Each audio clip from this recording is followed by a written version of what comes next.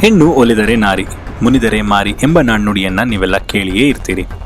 ತಲಕಾಡು ಮರುಳಾಗಿ ಮಾಲಂಗಿ ಮಡುವಾಗಿ ಮೈಸೂರು ದೊರೆಗಳಿಗೆ ಮಕ್ಕಳಾಗದಿರಲಿ ಎಂದು ಅಲಮೇಲಮ್ಮ ನೀಡಿದ ಶಾಪದ ಬಗ್ಗೆನೂ ಕೇಳಿರ್ತೀರಿ. ಅದೇ ರೀತಿ ತಮಿಳುನಾಡಿನಲ್ಲಿ ಒಂದು ಹೆಣ್ಣಿನ ಶಾಪಕ್ಕೆ ಗುರಿಯಾಗಿ ಇಡೀ ಸಾಮ್ರಾಜ್ಯ ಅಳಿದ ಬಗ್ಗೆ ಗೊತ್ತಿದೆಯೇ? ಅದರ ಬಗ್ಗೆ ತಿಳ್ಕೊಳ್ಳೋದಕ್ಕಿಂತ ಮುಂಚೆ ನೀವು ಕ್ಯೂರಿಯಸ್ ಮೈಂಡ್ಸ್ ಕನ್ನಡ ಯೂಟ್ಯೂಬ್ ಚಾನೆಲ್ನ ಮೊದಲ ಬಾರಿಗೆ ನೋಡ್ತಾ ಇದ್ರೆ ಚಾನೆಲ್ನ ಸಬ್ಸ್ಕ್ರೈಬ್ ಮಾಡ್ಕೊಳ್ಳೋದನ್ನ ಮರಿಬೇಡಿ. ಶಪಿಸಿ ತನ್ನ ಕೋಪಾಗ್ನಿಯಿಂದ ಇಡೀ ಸಾಮ್ರಾಜ್ಯವನ್ನೇ ಸುಟ್ಟಂತಹ ನಮ್ಮ ಕಥಾನಾಯಕಿಯ ಹೆಸರು ಕಣ್ಣಗಿ.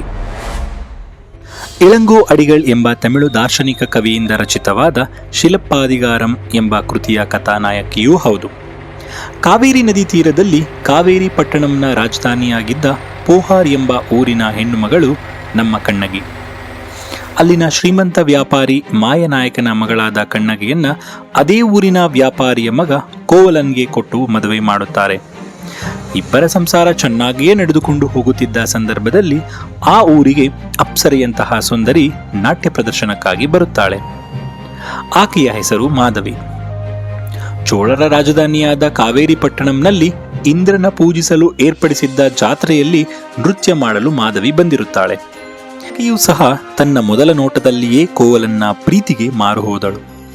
ಅವರಿಬ್ಬರೂ ಮದುವೆ ಸಹ ಮಾಡಿಕೊಂಡರು. ಅವರ ಪ್ರೀತಿಯ ಸಂಕೇತವಾಗಿ ಒಂದು ಹೆಣ್ಣು ಮಗುವೂ ಜನಿಸಿತು. ಅವಳ ಹೆಸರು ಮಣಿಮೇಗಲೈ. ಮಾಧವಿಯ ಪ್ರೀತಿಯ ಬಲೆಯಲ್ಲಿ ಸಿಕ್ಕ ಕೋವಲನ್ ತನ್ನ ಹೆಂಡತಿ ಕಣ್ಣಗಿಯನ್ನು ಮರೆತೇ ಹೋದ. ಮಾಧವಿಯ ಪ್ರೀತಿಯ ಮೋಹಕ್ಕೆ ಸಿಕ್ಕ ಕೋವಲನ್ ತನ್ನ ವ್ಯಾಪಾರವನ್ನೂ ಅಲಕ್ಷಿಸಿದನು. ಕಾಲ ಕಳೆದಂತೆ ಕೋವಲನ್ನ ಶ್ರೀಮಂತಿಕೆ ಮಂಜು ಕರಗಿದಂತೆ ಕರಗಿ ಹೋಯಿತು.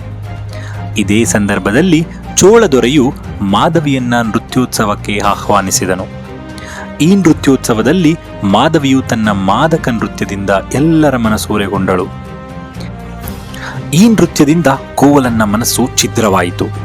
ಮುಂದೊಂದು ದಿನ ತನಗೆಲ್ಲಿ ಮೋಸ ಮಾಡುವಳೋ ಎಂಬ ಅನುಮಾನದಿಂದ ಹೇಳದೆ ಕೇಳದೆ ಮನೆ ಬಿಟ್ಟು ಹೊರಟನು.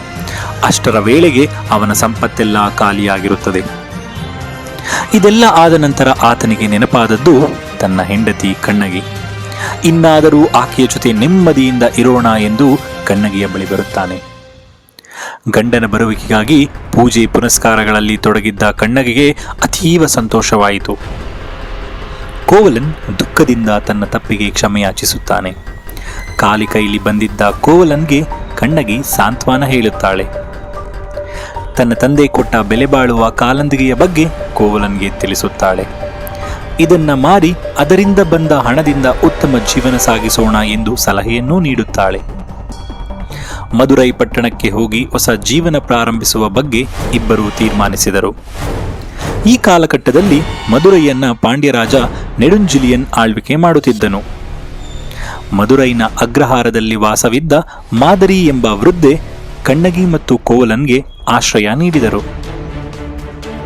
ಮದುರೈನ ರಾಜಬೀದಿಯಲ್ಲಿದ್ದ ಅಕ್ಕಸಾಲಿಗನ ಅಂಗಡಿಗೆ ಕಣ್ಣಗಿಯ ಕಾಲಂದಿಗೆಯನ್ನ ಮಾರಲು ಕೋವಲನ್ ತೆಗೆದುಕೊಂಡು ಹೋದನು. ಅದೇ ಸಂದರ್ಭದಲ್ಲಿ ಪಾಂಡ್ಯರಾಜ ನೆಡುಂಜುಲಿಯನ್ ರಾಣಿಯ ಕಾಲಂದಿಗೆಯೂ ಸಹ ಕಳುವಾಗಿದ್ದವು. ಇನ್ನೂ ಸ್ವಾರಸ್ಯವೆಂದರೆ ರಾಣಿಯ ಕಾಲಂದಿಗೆಯನ್ನ ಅದೇ ಅಕ್ಕಸಾಲಿಗ ಕಳುವು ಮಾಡಿರುತ್ತಾನೆ. ತನ್ನ ತಪ್ಪನ್ನು ಕೋವಲನ್ನ ಮೇಲೆ ಹಾಕಲು ಇದೇ ಸರಿಯಾದ ಸಮಯ ಎಂದುಕೊಂಡು ರಾಜನ ಬಳಿ ದೂರು ನೀಡಿದನು. ದೂರನ್ನು ಆಲಿಸಿದ ರಾಜ ಕೋವಲನ್ನನ್ನ ಬಂಧಿಸಿ ಸರಿಯಾದ ವಿಚಾರಣೆ ಮಾಡದೆ ಅವನಿಗೆ ಮರಣದಂಡನೆಯನ್ನ ವಿಧಿಸಿದನು. ಸರಿಯಾದ ವಿಚಾರಣೆಗೆ ಒಳಪಡಿಸದೇ ಇರಲು ಬಹುಮುಖ್ಯ ಕಾರಣವೆಂದರೆ ಆತ ಚೋಳ ದೇಶದ ಕಾವೇರಿ ಪಟ್ಟಣಂನ ಪ್ರಜೆಯಾದುದು. ಇತ್ತ ಕಾಲಂದಿಗೆಗಳನ್ನ ಮಾರಲು ಹೋಗಿದ್ದ ತನ್ನ ಗಂಡ ತುಂಬಾ ಸಮಯವಾದರೂ ಬಾರದೇ ಇದ್ದದ್ದಕ್ಕೆ ತಳಮಳಗೊಂಡಿದ್ದ ಕಣ್ಣಗಿಗೆ ಮದುರೈನ ದೊರೆ ಕೋವಲನ್ಗೆ ಮರಣದಂಡನೆಯನ್ನ ವಿಧಿಸಿ ಕೊಲ್ಲಿಸಿದ ಸುದ್ದಿ ತಿಳಿಯುತ್ತದೆ. ಪತಿಯ ಶವವನ್ನ ಕಂಡ ಕಣ್ಣಗಿಗೆ ದುಃಖ ಕೋಪಾಗ್ನಿಯಾಗಿ ಪರಿವರ್ತನೆಯಾಗುತ್ತದೆ. ಅದೇ ಕೋಪದಿಂದ ರಾಜನ ವಿರುದ್ಧ ಘೋಷಗಳನ್ನು ಕೂಗುತ್ತಾ ಅರಮನೆಯ ಬೀದಿ ಬೀದಿಗಳಲ್ಲಿ ಸುತ್ತಿ ರಾಜಸಭೆಯನ್ನ ಪ್ರವೇಶಿಸುತ್ತಾಳೆ. ಆಕೆಯ ಕೋಪವನ್ನ ಕಂಡ ನೆಡುಂಜುಲಿಯನ್ಗೆ ಭಯವಾಗುತ್ತದೆ. ಕೆದರಿದ ತಲೆ, ಕೆಂಗಣ್ಣುಗಳು, ಹಣೆಯ ಮೇಲಿನ ಕೋವಲನ್ನ ರಕ್ತ. ಕಣ್ಣಗಿಯ ಈ ಭಯಂಕರ ರೂಪವನ್ನ ಇಡೀ ಸಭೆ ದಂಗಾಗಿ ನೋಡುತ್ತಿತ್ತು. ಕೋಪದಿಂದಲೇ ತನ್ನ ಬಳಿಯಿದ್ದ ಇನ್ನೊಂದು ಕಾಲಂದಿಗೆಯನ್ನು ರಾಜನಿಗೆ ತೋರಿಸುತ್ತಾ ಅದರ ವೈಶಿಷ್ಟ್ಯತೆಗಳನ್ನು ವಿವರಿಸಿದಳು. ಇದರ ಜೊತೆಗೆ ನಿರಪರಾಧಿಯಾದ ತನ್ನ ಗಂಡನನ್ನ ವಿಚಾರಣೆಗೆ ಒಳಪಡಿಸದೆ ಅವನ ಸಾವಿಗೆ ಕಾರಣವಾದ ನಿನ್ನ ವಂಶ ನಿರ್ವಂಶವಾಗಲಿ, ನಿನ್ನ ಅನ್ಯಾಯದ ರಾಜಧಾನಿಗೆ ಬೆಂಕಿ ಬೀಳಲಿ ಎಂದು ಶಪಿಸಿ ಅಲ್ಲಿಂದ ಹೊರಬಂದಳು. ಆಕೆಯ ಶಾಪ ಕೇಳಿ ನಡುಂಜಲಿಯನ್ ಮಾನಸಿಕವಾಗಿ ಕುಗ್ಗಿ ಮರಣ ಹೊಂದಿದನು. ಇತ್ತ ಕಣ್ಣಗಿ ಗಂಡನೊಂದಿಗೆ ಚಿತೆಯೇರಿ ಸತಿಯಾದಳು. ಇದಾದ ಕೆಲವೇ ದಿನಗಳಲ್ಲಿ ಪಾಂಡ್ಯ ರಾಜಧಾನಿಯಾದ ಮದುರೈ ಬೆಂಕಿಗೆ ಆಹುತಿಯಾಯಿತು. ಇದು ಕಾಕತಾಳೀಯವೋ ಅಥವಾ ಕಣ್ಣಗಿಯ ಶಾಪದ ಫಲವೋ ಎಂಬುದು ಅಚ್ಚಳಿಯದ ಸಂಗತಿಯಾಗಿದೆ. ಕಣ್ಣಗಿಯ ಇತಿಹಾಸ ಕುರಿತು ತಮಿಳುನಾಡಿನಲ್ಲಿ ಸಾಕಷ್ಟು ಚರ್ಚೆಗಳಾಗಿವೆ. ಕೆಲವರು ಇದನ್ನ ಜನಪದ ಕಥೆ ಎಂದರೆ, ಮತ್ತೆ ಕೆಲವರು ಪುರಾಣವೆಂದು, ಮತ್ತಷ್ಟು ಜನ ಸತ್ಯವೆಂದು ನಂಬುತ್ತಾರೆ.